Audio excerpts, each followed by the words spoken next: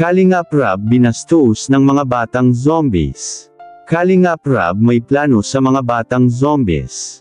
Isang hindi inaasahang pangyayari ang naganap nang dumating si Kalingap Rab dala ang kanyang mga pasalubong. Imbes na masaya siyang salubungin, isang nakakagulat na reaksyon ang ipinakita ng mga batang zombie, agad nilang isinara ang pinto habang siya ay papalapit.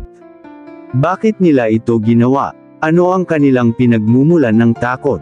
Maaaring ito ay isang trauma mula sa kanilang nakaraan, isang karanasang nag-iwan ng takot sa kanilang puso.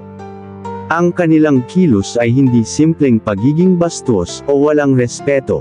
Sa halip, maaaring ito ay isang depensa laban sa kung anong masakit na alaala na bumabalik sa kanilang isipan tuwing nakakakita sila ng isang taong lumalapit sa kanila. Sa kabila ng ganitong pagtrato, hindi natinag si Kalingap Rab. Isang sakong bigas, tsokolate, at iba pang pasalubong ang dala niya, hindi lang bilang regalo, kundi bilang isang tahimik na mensahe na gusto niyang maabot ang puso ng mga batang ito. Ngunit sapat nga ba ang kanyang mabuting hangarin para mabuksan muli ang pintong isinara ng takot? Sa ganitong sitwasyon, hindi lang pagkain at regalo ang kailangan ng mga batang ito, kundi ang pagbawi sa tiwala na nawala. Hindi natin alam ang kanilang pinagdaanan, ngunit sa halip na husgahan, mas mainam na unawain.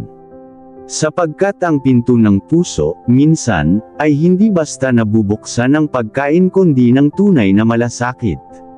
Pangatlong balik na ito ni Kalingap Rab sa mga batang zombies, at hanggang ngayon ay hindi pa rin siya kinakausap ng maayos, minsan naman ay sumasagot kapag tinatanong at minsan naman ay parang wala lang paki at hindi interesado. Halos magmakaawa na si Kalingap Rab sa mga batang ito na sana kausapin naman siya para matulungan sila, dahil paano sila matutulungan ng Team Kalingap kung hindi naman nakakausap ng maayos. May plano na si Kalingap Rab sa mga batang zombies, isasama ni Kalingap Rab ang mga batang zombie sa labas mamasyal at kakain.